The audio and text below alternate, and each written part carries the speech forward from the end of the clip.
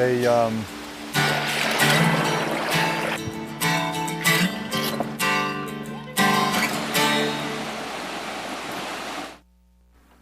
Hello, welcome to Walk in the Park. My name is Tony Ingram, and this is recorded on February 6th, 2019, middle of the winter.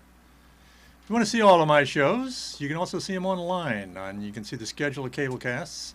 This is walkinthepark.tv. That's my website, .tv. That's a URL. That's a website. You can go there and scroll through. You can search, and got over 200 episodes that you can look at. And this is, of course, cablecast on Channel 13 in Ithaca, New York, produced at Pegasus Studio and Pegasus Community Media Center. And you can see all of our series. This is a weekly series. You can see all of our series at our website, pegasus.webstarts.com. And you can also see the trainings to become a producer yourself. You yourself can, if you're in the community here and around Ithaca, you can sign up for one of our little training classes here and get trained to use the studio or get trained to use our portable equipment and make your own shows, as I've been doing for many years. It's a lot of fun. So it's your voice and your opportunity to share what you have a passion for with our community.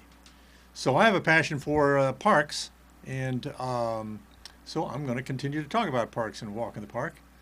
The first one, I'll say the title of this episode is One Rock and 5 different waterfalls in different locations spread across central New York.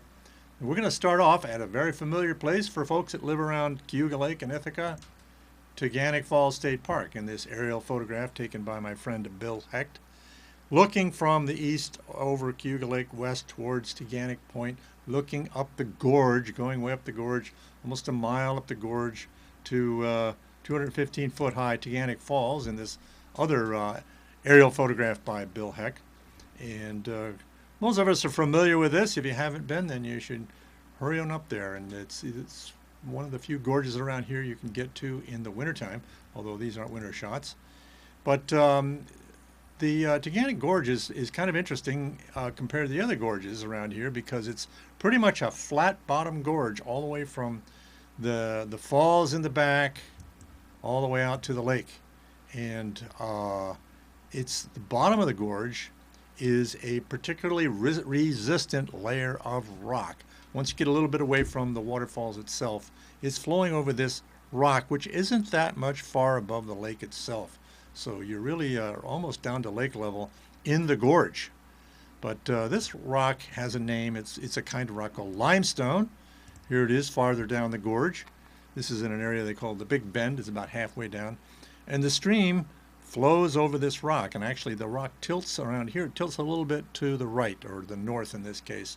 And so when the stream is low, that's where the stream, when this water is low, it doesn't spread out over the whole rock like it is in this picture, and it hugs the northern side, the downslope side. So it's another picture of that same location at a different time.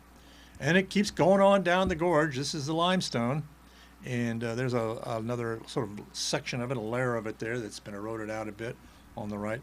So it's called the Tully limestone, after Tully, New York, I guess, where it was first named. And here it is, spreading way out almost to the end of the gorge. You can go out on it, and there's all these pockmarks in it that are called solution pits. There's an interpretive sign that I actually made back when I worked at the state parks, explaining how this rock formed, this Tully limestone. And finally it gets to, and we'll get into just how this rock formed and its significance in terms of our story today. And finally, at the end of the gorge, and it is a little waterfall called Lower Falls. It's some people, when they first come up to Teganic Falls, they think that Teganic Falls State Park, they say, oh, that's the waterfall, that's Teganic Falls. No, of course not at all. But it is the end of the layer of limestone that is underneath the gorge here, underneath the hillside, comes out on the edge of the hill. So this limestone owes its origin to marine sediments.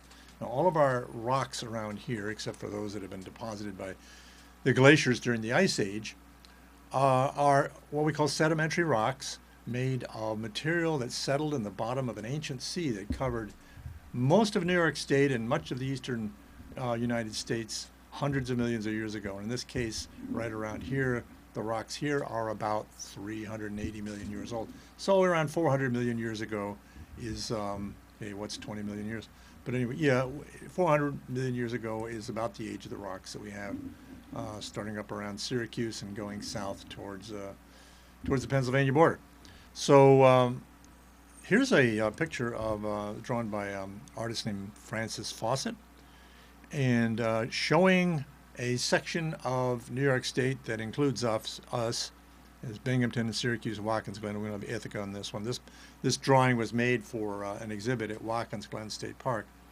In any case, it's showing this ancient sea covering New York, and to the east, about where the Hudson Valley is now, and east of there and up into what's now New England.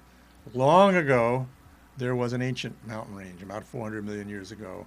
And it was very large mountains, probably like the Rocky Mountains.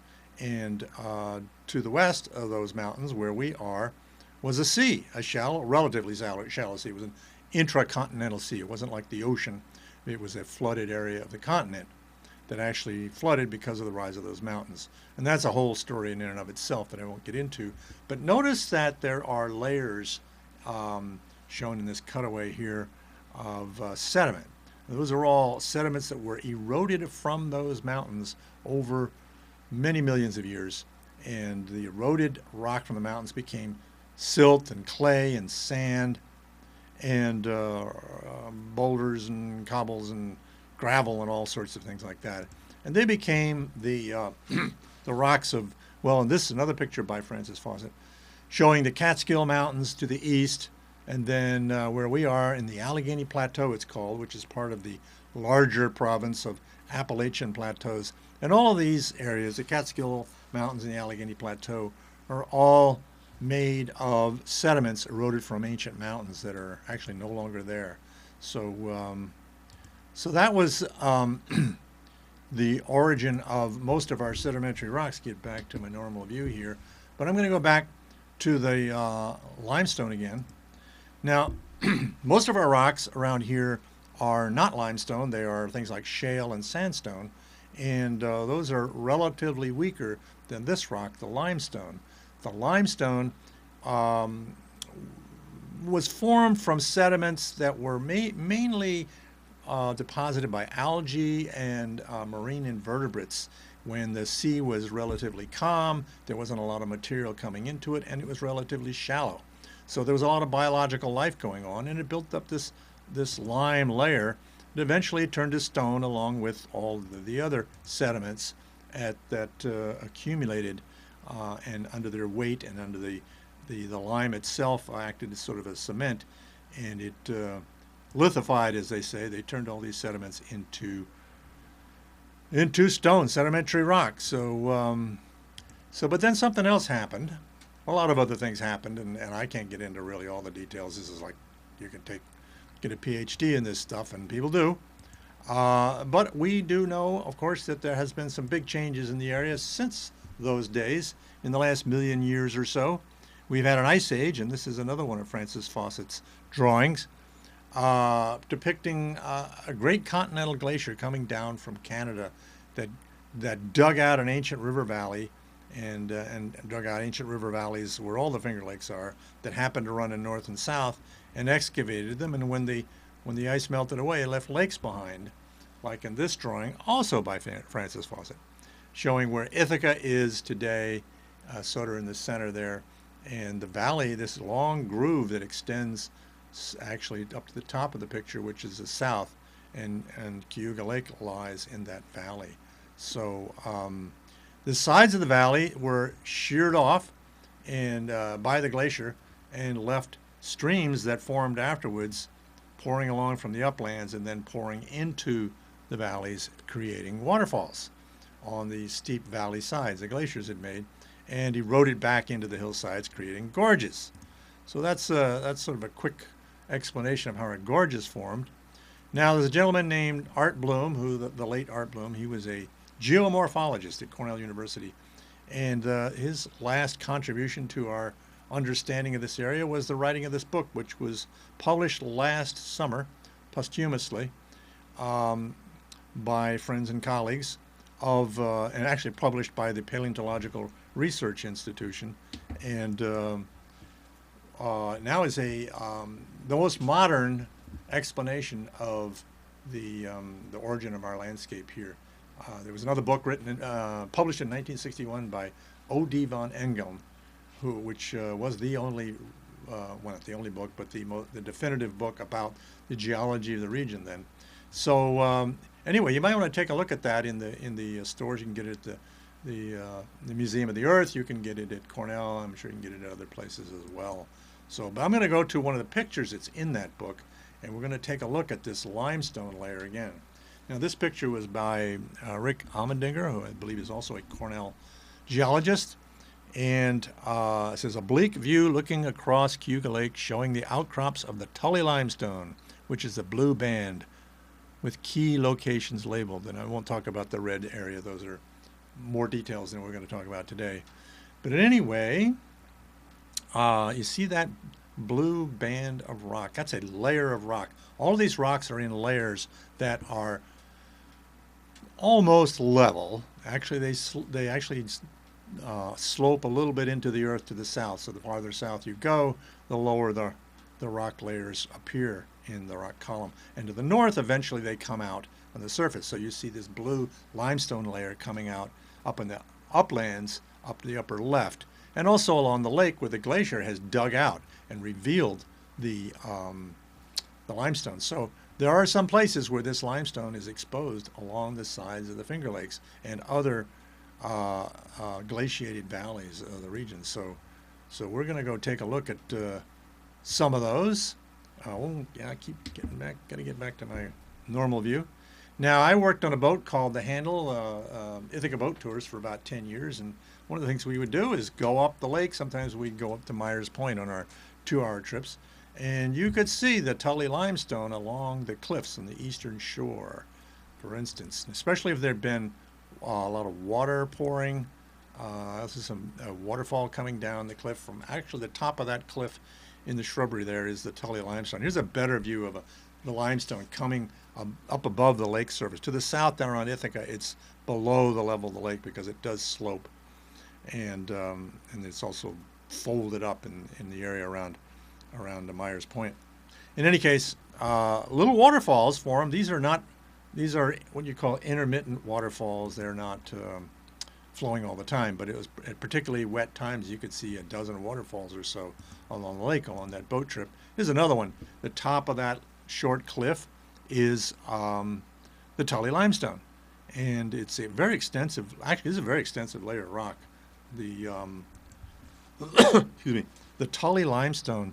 Although we see it here, it appears. It goes east and west. I don't know, 50 or 100 miles wide. I guess it's exposure, but it appears in other places, like down in Pennsylvania near Pittsburgh, and West Virginia, Ohio, even Maryland, but not, it's not a tremendously wide. It's complicated just how these things work, but it is a widespread unit of rock. So anyway, so we're going to go take a look at other exposures, other waterfalls. We've seen one waterfall so far, the lower falls at Teganic. Now we're going to go across the lake. There's another aerial shot by Bill Hecht. We're looking at Teganic Point, which is the upper center there, and then just above that in the picture is another point sticking out in the lake from the other side of the lake, and that is Myers Point. Here is a fall picture that he took, and if you look at Myers Point, which is just in the center there, you can see there's a groove going up to the left, upper left there. That is the valley of Salmon Creek, and Salmon Creek has created Myers Point by depositing eroded material from its valley into the lake over thousands of years, just as Teganic Creek created the point in the lake there by dumping material in the lake for thousands of years. So let's go back to our drawing here, our illustration by Rick Almendinger. So there's still Lower Falls at Teganic State Park is in the lower part of the picture there, and then across it, it says Ludlowville Falls. Well, up Teganic Creek Salmon Creek a mile or so is the Tully limestone again. and here Salmon Creek pours over the limestone, and underneath the limestone is what's called the Moscow Shale, and it's a pretty weak layer of rock, and so you get an overhanging limestone ledge, and this is what you call a cap rock waterfall. All these limestone waterfalls are cap rock waterfalls. That means there's Niagara Falls is a cap rock waterfall. That means that the rock at the top of the waterfall is tougher than the rock underneath it, so the rock underneath it weathers and erodes away more quickly. So and it ends up that the cap rock, the limestone, breaks off as it gets undermined, and down to the lower right are chunks of limestone that have fallen off as the shale underneath has worn it away. So once again, this is Walk in the Park, and you can see all our shows at walkinthepark.tv. This is on channel 13, Ithaca, New York. You can see the cablecast schedule at the website, and you can also watch the show online at the website. So, okay, let's go back to our picture here. So that was Ludlowville Falls, Salmon Creek pouring over the Tully limestone, this extensive layer of relatively resistant rock. But now we're going to go to another location in another valley. And I look at the upper center of this picture, and it says Fillmore Glen State Park. That's just south. That's near the village, next to the village in Moravia, just south of the next lake to the east, Owasco Lake. And the same thing, the glacier came down and dug out that valley and revealed the limestone ledge on the side and waterfalls pouring off the cliff. And there's Fillmore Glen State Park on the east side of the valley. In the upper left center is the lake. It's kind of hard to make out in a low contrast Google picture here, but you get down to the park, and you behind the big picnic pavilion, there's a nice lawn, there's a swimming area there in the shadow, and that's the gorge back there. And it's a beautiful gorge. Not many people get into there compared to the other parks. It's as big as the other parks that we have with gorges, but it's not as well known and not as heavily used. I highly recommend it. The vegetation in there is something special. It's a beautiful walk in the woods. But right there, right where we're looking, right just where the gorge closes in, there's an area called the Cowsheds. And this is what most people see when they go to the park. And just walk back in there. You can see the waterfall back in there. You walk back in there, and there's that Tully limestone to the upper left there that's forming almost a roof there, where big slabs of rock have fallen out, big slabs of limestone. And it is said that back in the 1800s, before the park, the farmers' cattle used to come up in there and get out of the summer heat. So they called it the Cowsheds. And another story says that where cattle rustlers hid their cattle up in there, but I don't think that was true. So here's another picture of it, a little less water. So the limestone is relatively thick, and the waterfall is pouring over it. But you go up above the waterfall, and here is the creek, actually called Dry Creek. It is pouring along the limestone for some distance before it gets up into farther up it's pouring over sandstone and shale and things like that. But so it's in this little groove coming down through the woods and to the top of the cliff, right? And this is now, the waterfall would be right below us out of the picture. And it pours over the edge of the Tully limestone. Again, this cap rock waterfall undermines the limestone. The shale beneath easily erodes away, and it gets wet from wetting and freezing and drying. Wetting and drying and freezing and thawing easily breaks up the shale and undermines it, whereas the limestone is more resistant, and it overhangs and breaks off in these big chunks. So that's our third waterfall that is associated with the Tully limestone.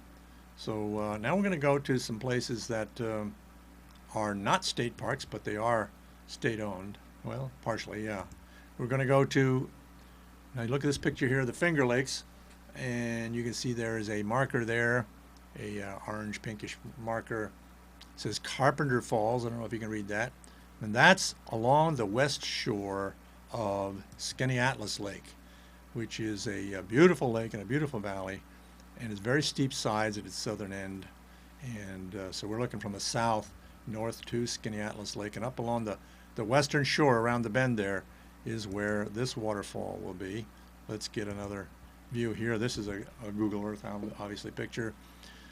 Looking at the location of Carpenter Falls, and there's a gorge that comes down from it. I think that's Bear Swamp Creek Gorge or something like that. And now we'll look at, this is a Finger Lakes Land Trust map, and the orange area is principally a land trust preserve that goes all the way down to the lake, and there's a very limited lakeshore access for things like canoes and kayaks. You'll zoom in a little closer to it. And up at the head of that gorge, kind of like Teganic, is another waterfall. This one is called Carpenter Falls, and in the Bahar Preserve. And here's another Bill's aerial pictures. There's a road that goes around the top of the waterfall, and there's the waterfall pouring over, yes, you guessed it, the Tully limestone. And we'll get a look at that in a second here. Here is there's a parking area right next to this sign, and to the left you go into the falls, and to the right you can go down to the preserve and walk all the way down to the lake if you want. But here's the waterfall. Here is Carpenter Falls pouring over the limestone. I think it's about 90 feet high, if I remember correctly. Teganic is 215 feet high, though it doesn't pour over this formation. So we have one more waterfall I'm going to show you. It is the out of the Finger Lakes. It's still in the same sort of glacial grooved area over in what's called Labrador Hollow. It actually does have a lake in it. There's a little tiny lake in it, and called Jordan Pond. But the Jordan Pond is what it is, or whatever. Anyway, it's Labrador Hollow is south of Syracuse, and Tinker Falls is in Labrador Hollow. So this is a unique area owned by the New York State Department of Environmental Conservation. There's a hiking there, and some actually the pond, Labrador Pond, I guess it is, not Jordan Pond, that's a different place. Labrador Pond has a nice boardwalk going out to it, and a lot of interesting birds and plant life, and a short trail that goes into Tinker Falls. So let's go up that trail. It's an easy trail. There's some benches along the way until you get up towards the falls, and it gets very rough, and not everybody goes all the way to the falls. You get up in there, and then you've got to climb up a very steep trail to get up to Tinker Falls. And so it's pouring over. This is not the greatest pictures of it, but we'll have a video showing it in a moment. This is pouring over, again, the Tully limestone. So 5 waterfalls in different locations, different sides of lakes and valleys. Would have been Lower Falls at Teganic, Ludlowville Falls and Salmon Creek on the east side of Cayuga Lake, the Cowsheds and Lower Falls at Fillmore Glen State Park, Carpenter Falls at the Bahar Preserve on the west side of Skaneateles Lake, and Tinker Falls on the Labrador Hollow area south of Syracuse in Cortland County and Onondaga County. I think Tinker Falls itself is in Cortland County. So now I'm going to show you a little video, just a couple of minutes, of all of these waterfalls that we just talked about. I'm going to put up this image of Teganic Falls on January 1st, but obviously that's not the waterfall we're going to feature here. But let's cue up this video here now. It's only a couple of minutes. Coming right up.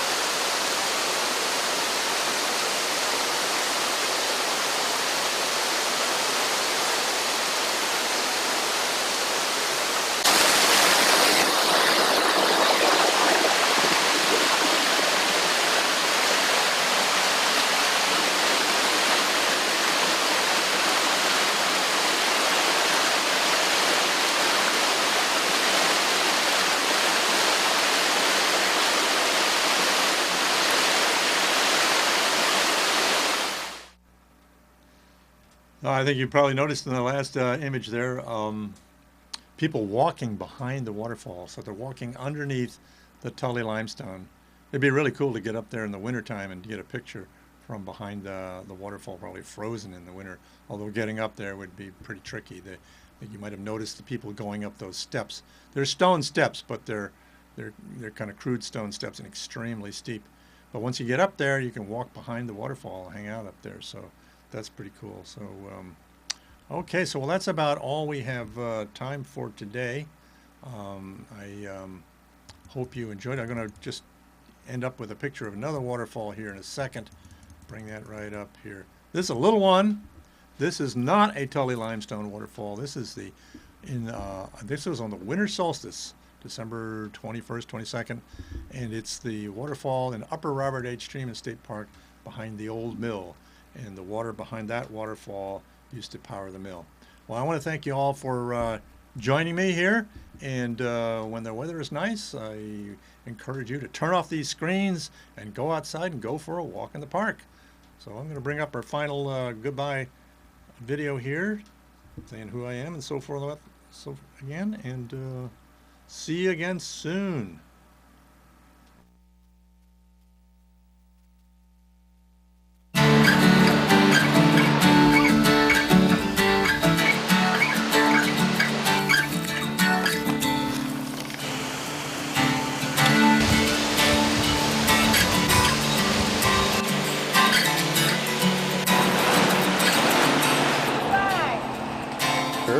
Is a